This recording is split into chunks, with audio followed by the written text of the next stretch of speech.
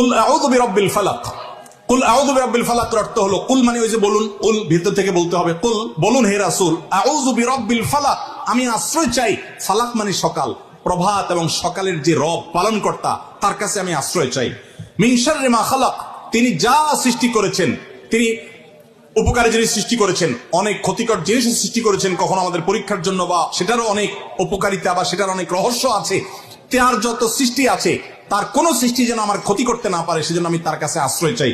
কুল আউযু বিরাব্বিল ফালাক, হে রাসূল বলে দিন, আউযু মানে আমি আশ্রয় চাই, বিরাব্বিল ফালাক মানে সকালের রবের, সকালের পালনকর্তার কাছে। কোত্থেকে আশ্রয় চাই?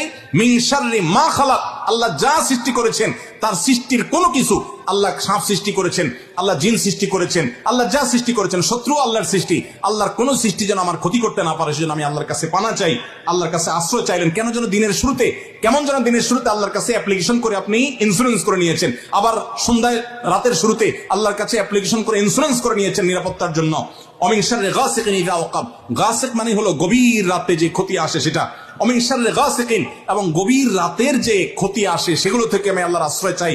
অমিন শাররিন নাফাসাতি ফিল উকাদ, এবং যারা গিরায় ফুৎকার দেয়, জাদুকর, এদের ক্ষতি থেকে আমি আল্লাহর কাছে আশ্রয় চাই। জাদুকররা সাধারণত বিভিন্ন ভাবে জাদু করে, এর মধ্যে বিভিন্ন কালো তাগি দেখবেন, কালো বিভিন্ন রকমের সুতা দেখবেন, এগুলাতে বিভিন্ন মন্ত্র পড়ে পড়ে শয়তানের কাছে আশ্রয় চেয়ে চেয়ে তারা গিরা দেয়, ফু দিয়ে, এগুলো মানুষকে ক্ষতি করে, আর বিভিন্ন ভাবে এরকম করে তারা। তো সেগুলা থেকে, জাদুকরদের সেই ক্ষতিকর জাদুর প্রভাব থেকে আল্লাহর কাছে পানা চাই। অমিন শাররি হাসিদিন ইযা হাসাদ, আর মানুষ যখন হিংসা করে, আমাদেরকে হিংসা করে না নাই?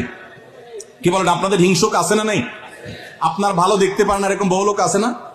এই হিংসা করলে অনেক সময় বদনজর লাগে, বদনজর, এটাকে বলে বদনজর। আপনার ভালো কিছু হতে আরেকজনের জ্বালা পড়া শুরু হয়েছে, এর কারণে অনেক সময় মানুষ ক্ষতিগ্রস্ত হয়, এটাকে বদনজর বলা হয়। এই বদনজর থেকে, হিংসা থেকে আমি ওই যে সকালের রবের কাছে শপথ করছি। এ হলো পুরা সূরা ফালাকের অর্থ।